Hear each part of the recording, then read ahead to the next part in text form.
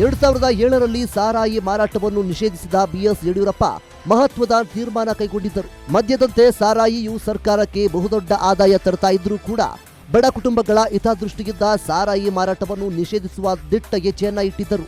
JDS BJP ಸರ್ಕಾರದ ಅವಧಿಯಲ್ಲಿ ಕೈಗೊಂಡ ಸಾರಾಯಿ ನಿಷೇಧ ತೀರ್ಮಾನದಿಂದ ಲಕ್ಷಾಂತರ ಬಡ ಕುಟುಂಬಗಳು ನೆಮ್ಮದಿಯ ನಿಟ್ಟುಸಿರು ಬಿಡುವಂತಾಯಿತು. ಸಾರಾಯಿ ಮಾರಾಟ ನಿಷೇಧದ ಕ್ರಮದಿಂದ ಸರ್ಕಾರಕ್ಕೆ ಬರುತ್ತಿದ್ದ ದೊಡ್ಡ ಆದಾಯಕ್ಕೂ ಪೆಟ್ಟು ಬಿತ್ತು. ಆದರೂ ಸಾರಾಯಿ ನಿಷೇಧ ಮಾಡಿದ ಕ್ರಮವನ್ನು ರಾಜ್ಯದ ಜನತೆ ಸ್ವಾಗತಿಸಿದರು. ಇನ್ನು ಸಾರಾಯಿ ಮಾರಾಟ ನಿಷೇಧದಂತೆ ಮತ್ತೊಂದು ಮಹತ್ವ ತೀರ್ಮಾನವೇ ಲಾಟರಿ ನಿಷೇಧ. ಎಲ್ಲಾ ರೀತಿಯ ಲಾಟರಿ ಮಾರಾಟಕ್ಕೆ ನಿರ್ಬಂಧ ಹೇರಲಾಯಿತು. ರಾಜ್ಯದಲ್ಲಿ ಲಾಟರಿ ನಿಷೇಧ ಆಗಿದ್ದು ಸಹ 2007ರಲ್ಲಿ ಸಾಮಾಜಿಕ ಪಿಡುಗಾಗಿ ಲಾಟರಿ ವ್ಯವಸ್ಥೆಯು ಸಮಾಜದ ಸ್ವಾಸ್ಥ್ಯ ಹಾಳು ಮಾಡಿತ್ತು. ಸಾರಾಯಿಯಂತೆ ಲಾಟರಿಯಿಂದಲೂ ಹಲವು ಕುಟುಂಬಗಳು ಸಂಕಷ್ಟಕ್ಕೊಳಗಾಗಿದ್ದವು. ಇದನ್ನು ಮನಗೊಂಡ ಸರ್ಕಾರವು ಎಲ್ಲಾ ರೀತಿಯ ಲಾಟರಿಗಳನ್ನು ನಿಷೇಧಿಸಿ ಆದೇಶ ಹೊರಡಿಸಿತು.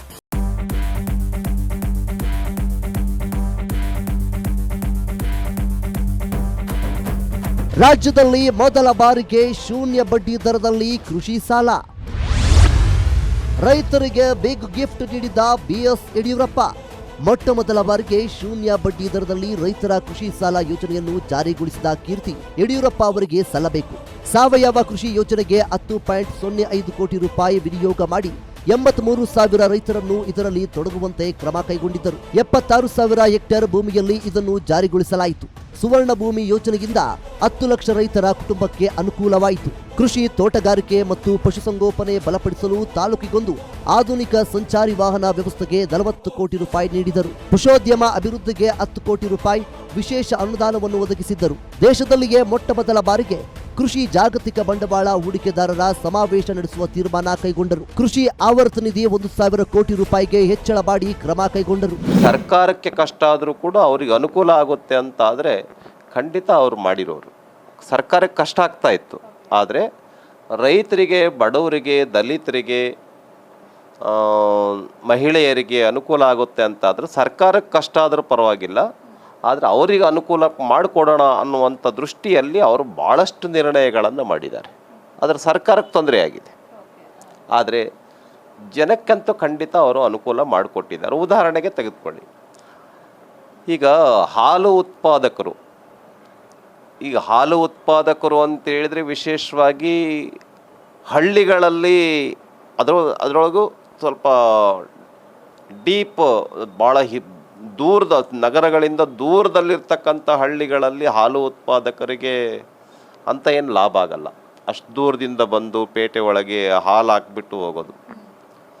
ಅವರೇನು ಮಾಡಿದರು, ಈಗ ಹಾಲು ಅಂತಕ್ಕಂಥದ್ದು ಒಂದು ದೊಡ್ಡ ಉದ್ಯಮ ಆಗಿದೆ. ಅದರಿಂದ ಸಾಕಷ್ಟು ಜನಕ್ಕೆ ಉದ್ಯೋಗ ಸಿಕ್ಕಿದೆ. ಅವರೇನು ಮಾಡಿದರು ಅಂತ ಹೇಳಿದರೆ, ಇಷ್ಟೊಂದು ಜನರಿಗೆ ಉದ್ಯೋಗ ಕೊಡ್ತಕ್ಕಂಥ ಒಂದು ಕ್ಷೇತ್ರ ಹಾಲು ಉದ್ಯಮ ಆಗಿದೆ, ಹಾಲು ಉತ್ಪಾದಕರದಾಗಿದೆ. ಹಸುಗಳನ್ನು ಚೆನ್ನಾಗಿ ಸಾಕಲಿ, ಮಹಿಳೆಯರ ಹಸುಗಳನ್ನು ಸಾಕಲಿ, ಅದರಿಂದ ಒಬ್ಬರಿಗೆ, ಇಬ್ಬರಿಗೆ, 3 ಜನಕ್ಕೆ ಕೆಲಸ ಕೊಡಲಿ ಅವರು ಅಂಥೇಳಿ ಹಾಲು ಉತ್ಪಾದಕರಿಗೆ ಪ್ರೋತ್ಸಾಹ ಧನವನ್ನು ಕೊಟ್ಟರು. ಉದಾಹರಣೆಗೆ 1 ಲೀಟ್ರಿಗೆ 3 ರೂಪಾಯಿ, 4 ರೂಪಾಯಿ ಪ್ರೋತ್ಸಾಹ ಧನವನ್ನು ಕೊಟ್ಟರು. ಹಂಗಾದರೆ 4-5 ಹಸುಗಳನ್ನು ಕಟ್ಟಿದರೆ ಒಂದು ಹಸು ಒಂದು 25 ಲೀಟ್ರ್ ಹಾಲು ಕರೆಯುತ್ತೆ ಅಂತಾದರೆ ಬೆಳಿಗ್ಗೆ ಮತ್ತು ಸಾಯಂಕಾಲ ಅವರು ಸುಮಾರು ಒಂದು 40 ಲೀಟ್ರು ಅಂತಾದರೆ ಸುಮಾರು ಎಷ್ಟು, ಒಂದು 120 ರೂಪಾಯಿ ಒಂದು ದಿನಕ್ಕೆ ಸಹಾಯಧನ ಅವ್ರಿಗೆ ಸಿಗ್ತಾಯಿತ್ತು. ತಿಂಗಳಿಗೆ ಎಷ್ಟಾಗ್ತಿತ್ತು, 1000 ರೂಪಾಯಿ ಆಗ್ತಾಯಿತ್ತು. ಇದು ಮಹಿಳೆಯರಿಗೆ ಭಾಳ ಅನುಕೂಲವಾಗ್ತಾಯಿತ್ತು. ಹೀಗೆ ಹಾಲು ಉತ್ಪಾದಕರಿಗೆ ಮೊದಲನೇದಾಗಿ ಪ್ರೋತ್ಸಾಹ ಧನವನ್ನು ಕೊಟ್ಟಂಥವ್ರು ಯಾರು ದೇಶದಲ್ಲಿ ಅಂತ ಹೇಳಿದ್ರೆ ಮಾನ್ಯ ಯಡಿಯೂರಪ್ಪನವರು. ಈಗ ಬೇರೆ ಬೇರೆ ರಾಜ್ಯಗಳಲ್ಲಿ ಬಂದಿದೆ ಅದು, ಆದರೆ ಸ್ಟಾರ್ಟ್ ಮಾಡಿದ್ದು ಯಡಿಯೂರಪ್ಪನವರು. ಯಡಿಯೂರಪ್ಪ ಹೋರಾಟ, ಸಂಚಾರ, ಜನಪರ ಕಾಳಜಿ, ಬಡವರ ಕುರಿತಾದ ಕನವರಿಕೆ ಇದು ಅವರ ಜೀವನದ ಒಂದು ಭಾಗ. ಒಟ್ಟಾರೆ ಹೇಳಬೇಕಂದ್ರೆ ಅವರ ಜೀವನವೇ ಹೋರಾಟ. ನಿತ್ಯ ಒಂದಲ್ಲ ಒಂದು ಹೋರಾಟದಲ್ಲಿ ತೊಡಗಿಸಿಕೊಳ್ಳಲೇಬೇಕು. ಹೋರಾಟ ಇಲ್ಲದಿದ್ದರೆ ಅವರಿಗೆ ನಿದ್ದೆಯೇ ಬಾರದೇನೋ ಎಂದುಕೊಂಡವರು ಹಲವರು. ರಾಜ್ಯದ ತುಂಬಾ ಹರಡಿಕೊಂಡ ಸಮಸ್ಯೆಗಳು ಕಣ್ಣಿಗೆ ಕಾಣಿಸುವಾಗ ಸುಮ್ಮನೆ ಕೂರುವ ಮನಸ್ಸು ಇವರದ್ದಲ್ಲ. ಹೀಗಾಗಿ ಒಂದಲ್ಲ ಒಂದು ಸಮಸ್ಯೆ ಎತ್ತಿಕೊಂಡು ಹೋರಾಟ ನಡೆಸುತ್ತಿದ್ದರು. ಅದಕ್ಕೊಂದು ತಾರ್ಕಿಕ ಅಂತ್ಯ ಕೂಡ ಕೊಡಿಸುತ್ತಿದ್ದರು. ಸರ್ಕಾರದ ತಪ್ಪು ನಡೆ ಕಂಡಾಗೆಲ್ಲ ಸಿಡಿಗುಂಡಿರಂತೆ ಗುಡುಗುತ್ತಿದ್ದರು. 10 ಹಲವು ಹಗರಣಗಳನ್ನು ಸದನದಲ್ಲಿ ಹೊರತಂದು ಸರ್ಕಾರಕ್ಕೆ ಮುಖಭಂಗ ಮಾಡಿದ್ದರು. ಸರ್ಕಾರ ತನ್ನ ತಪ್ಪು ನಿರ್ಧಾರಗಳನ್ನು ಸರಿಪಡಿಸಿಕೊಳ್ಳುವಂತೆ ಮಾಡಿದರು.